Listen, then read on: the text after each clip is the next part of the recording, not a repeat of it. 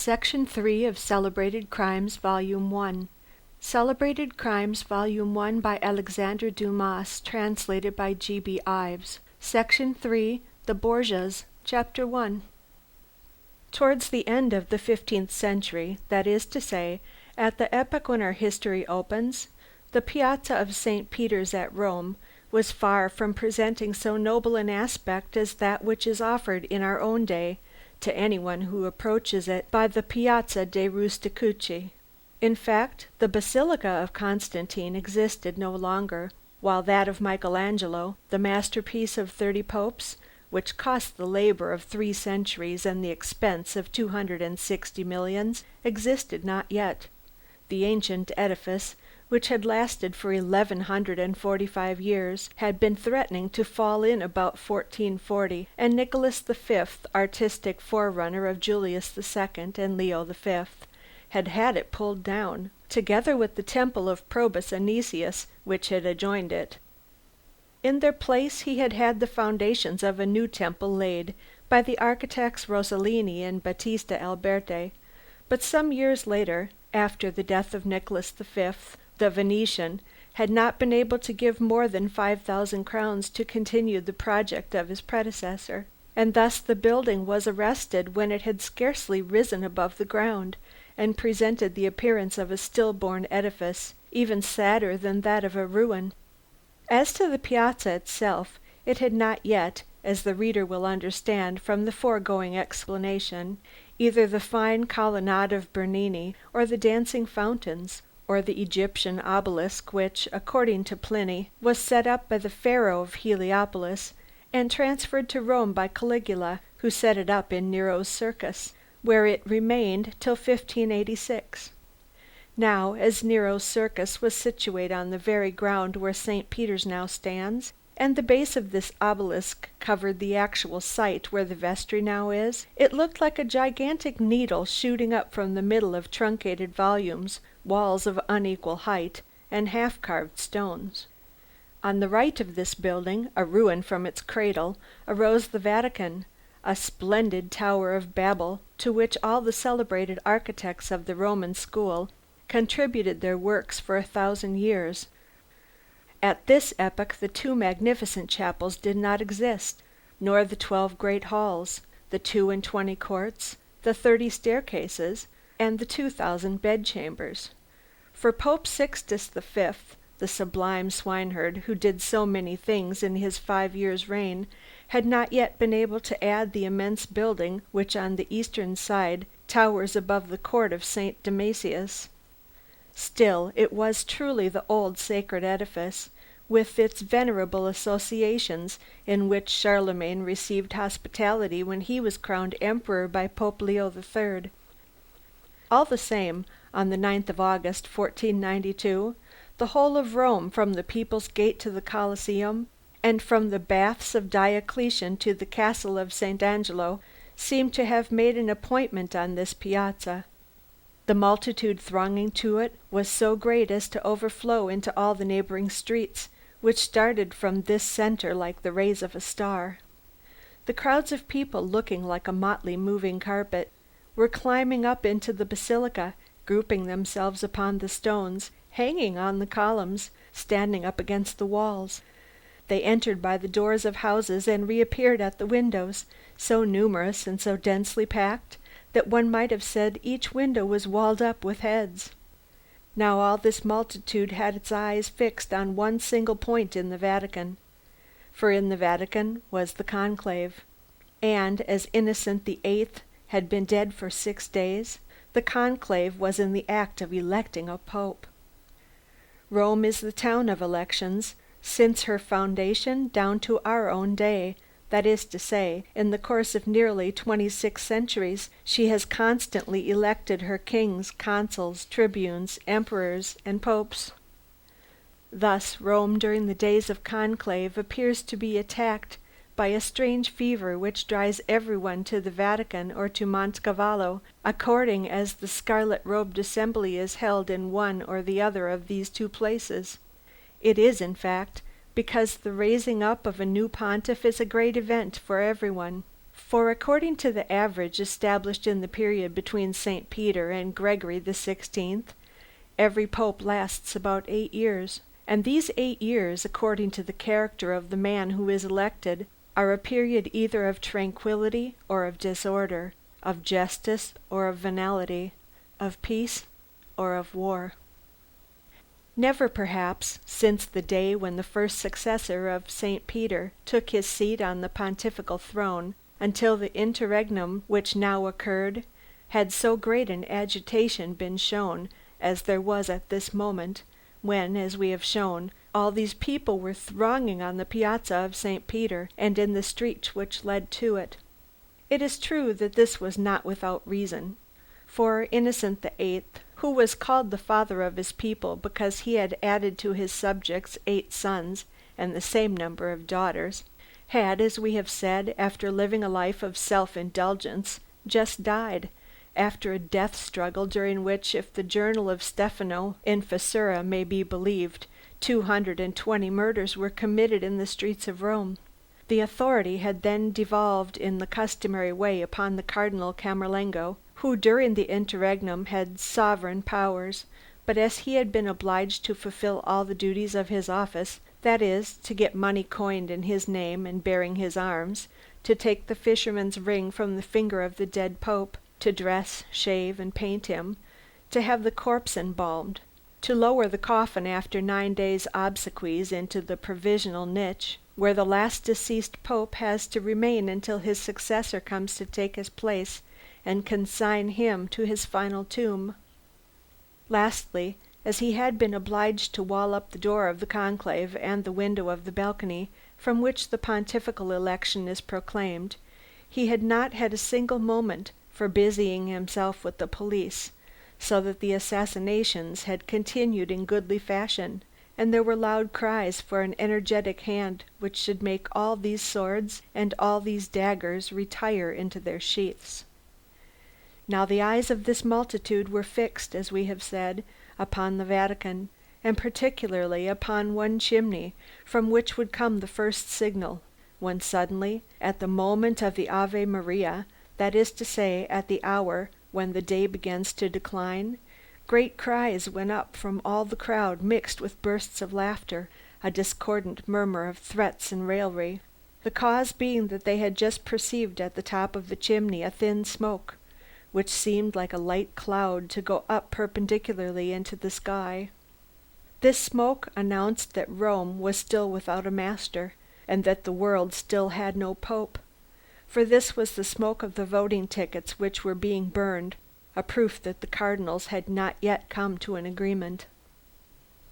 Scarcely had this smoke appeared, to vanish almost immediately, when all the innumerable crowd, knowing well that there was nothing else to wait for, and that all was said and done until 10 o'clock the next morning, the time when the cardinals had their first voting, went off in a tumult of noisy joking, just as they would after the last rocket of a fireworks display, so that at the end of 1 minute nobody was there when a quarter of an hour before there had been an excited crowd, except a few curious laggards who, living in the neighborhood or on the very piazza itself, were less in a hurry than the rest to get back to their homes.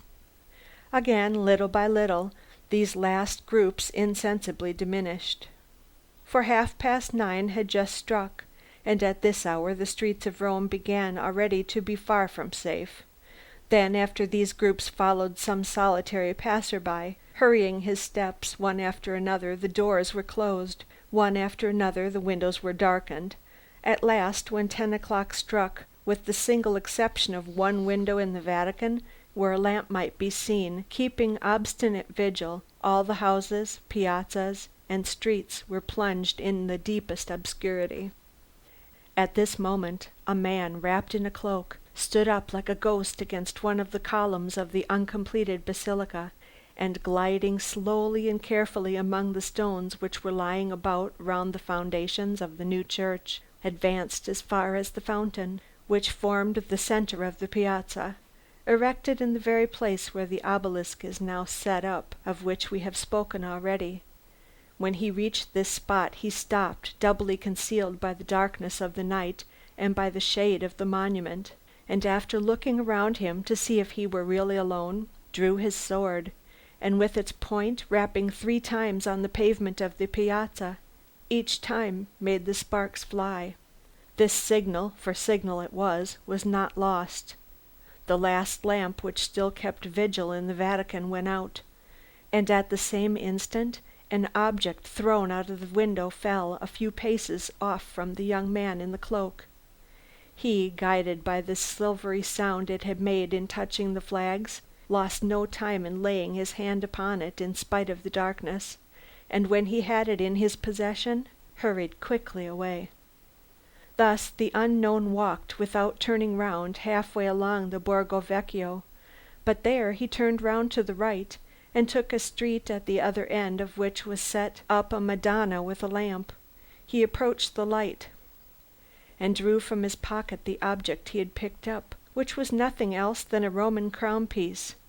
But this crown unscrewed, and in a cavity hollow in its thickness enclosed a letter, which the man to whom it was addressed began to read at the risk of being recognized, so great was his haste to know what it contained.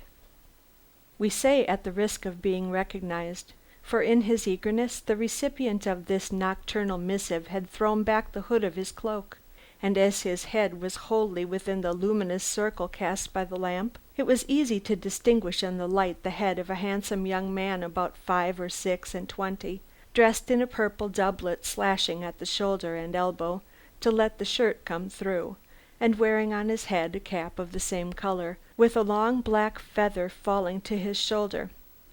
It is true that he did not stand there long, for scarcely had he finished the letter, or rather the note, which he had just received in so strange and mysterious a manner, when he replaced it in its silver receptacle, and readjusting his cloak so as to hide all the lower part of his face, resumed his walk with a rapid step, crossed Borgo San Spirito, and took the street of the Longara, which he followed as far as the church of Regina Coeli.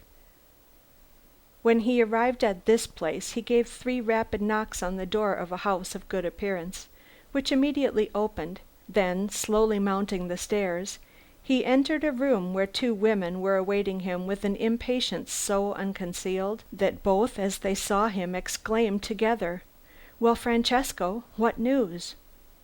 "Good news, my mother, good, my sister," replied the young man, kissing one and giving his hand to the other. "Our father has gained 3 votes today, but he still needs 6 to have the majority." "Then is there no means of buying them?" cried the elder of the 2 women, while the younger, instead of speaking, asked him with a look. "Certainly, my mother, certainly," replied the young man, "and it is just about that my father has been thinking.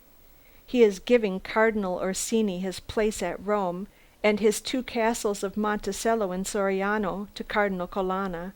His abbey of Subiaco he gives to Cardinal Sant'Angelo, the Bishop of Porto, with the furniture and cellar to the Cardinal of Parma, the town of Nepi, to the Cardinal of Genoa, the church of Santa Maria in Violata, and last to Cardinal Savelli, the church of Santa Maria Maggiore and the town of Civita Castellana.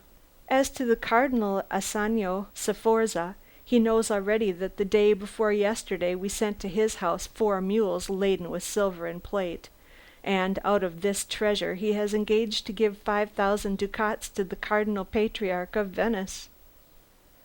"But how shall we get the others to know the intentions of Roderigo?" asked the elder of the 2 women.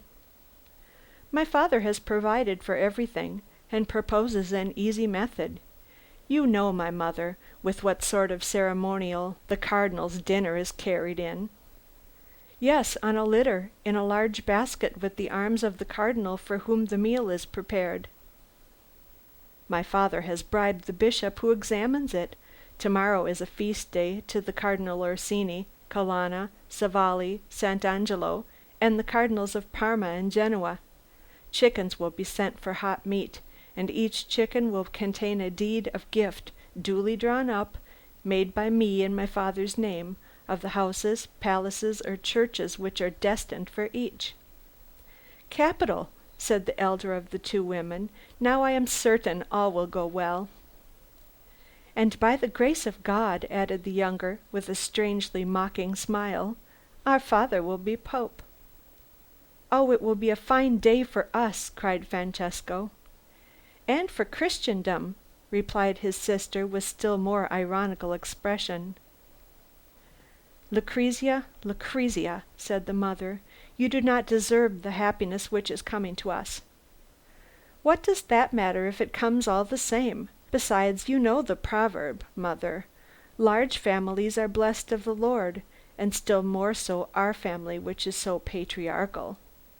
At the same time she cast on her brother a look so wanton that the young man blushed under it.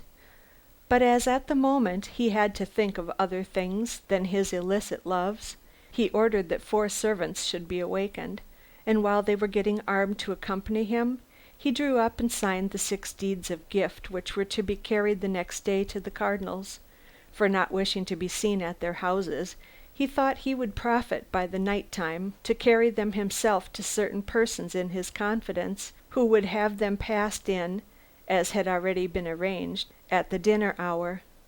Then, when the deeds were quite ready and the servants also, Francesco went out with them, leaving the 2 women to dream golden dreams of their future greatness. From the first dawn of the day the people hurried anew, as ardent and interested as on the evening before, to the piazza of the Vatican, where, at the ordinary time, that is, at 10 o'clock in the morning, the smoke rose again as usual, evoking laughter and murmuring as it announced that none of the cardinals had secured the majority. A report, however, began to be spread about that the chances were divided between 3 candidates, who were Rodrigo Borgia, Giuliano delta Ravera, and Ascanio Sforza, for the people as yet knew nothing of 4 mules laden with plate silver, which had been led to Sforza's house, by reason of which he had given up his own votes to his rival.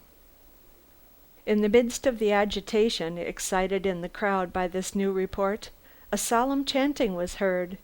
It proceeded from a procession led by a Cardinal Camerlengo, with the object of obtaining from heaven the speedy election of a pope.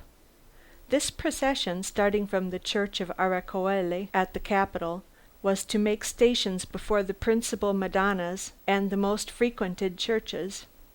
As soon as the silver crucifix was perceived which went in front, the most profound silence prevailed, and everyone fell on his knees.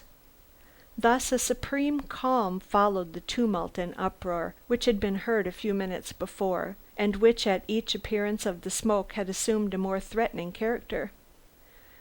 There was a shrewd suspicion that the procession, as well as having a religious end in view, had a political object also, and that its influence was intended to be as great on earth as in heaven.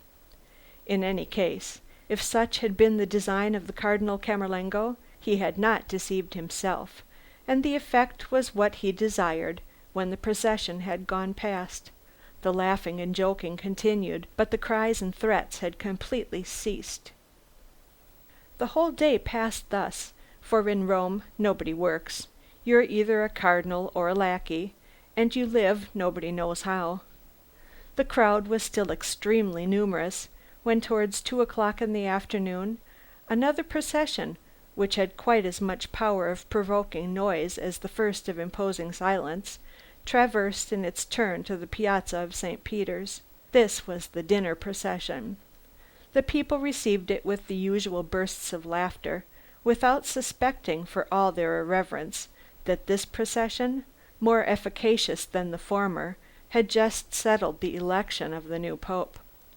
The hour of the Ave Maria came as on the evening before, but, as on the evening before, the waiting of the whole day was lost, for as 8:30 struck, the daily smoke reappeared at the top of the chimney.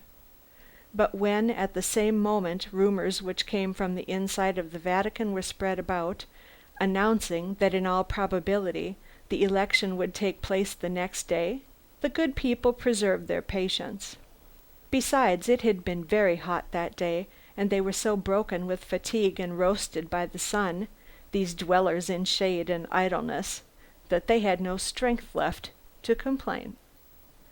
The morning of the next day, which was the 11th of August, 1492, arose stormy and dark. This did not hinder the multitude from thronging the piazzas, streets, doors, houses, churches.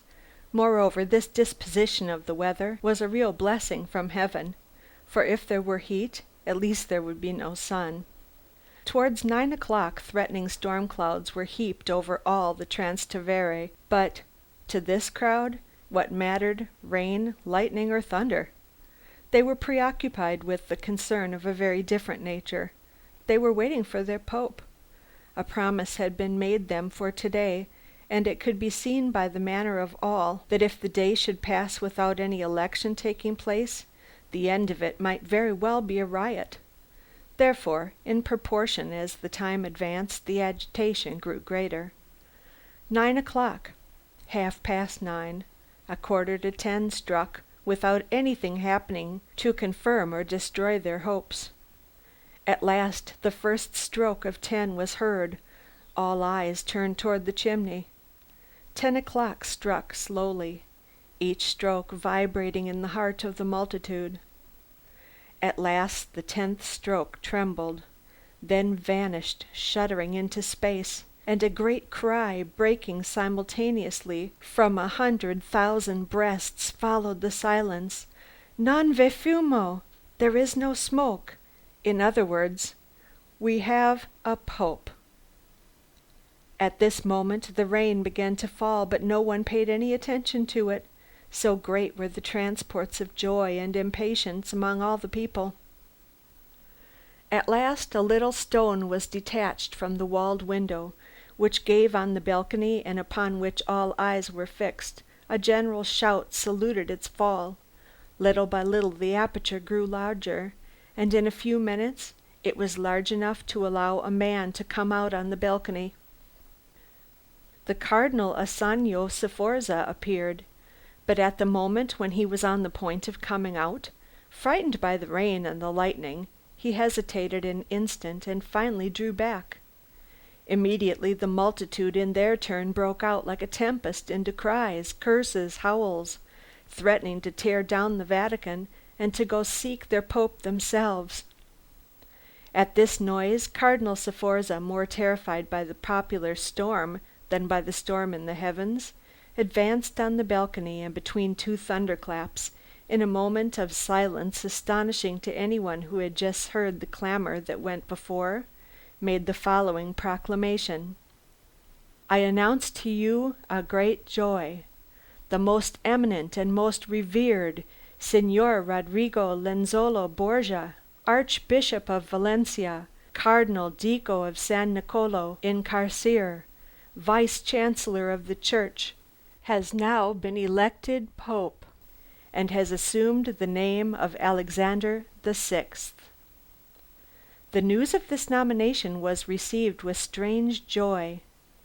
Rodrigo Borgia had the reputation of a dissolute man, it is true, but libertinism had mounted the throne with Sixtus IV and Innocent VIII, so that for the Romans there was nothing new in the singular situation of a pope with a mistress and 5 children. The great thing for the moment was that the power fell into strong hands, and it was more important for the tranquillity of Rome that the new pope inherited the sword of St. Paul than that he inherited the keys of St. Peter. And so, in the feasts that were given on this occasion, the dominant character was much more warlike than religious, and would have appeared rather to suit with the election of some young conqueror than the exaltation of an old pontiff.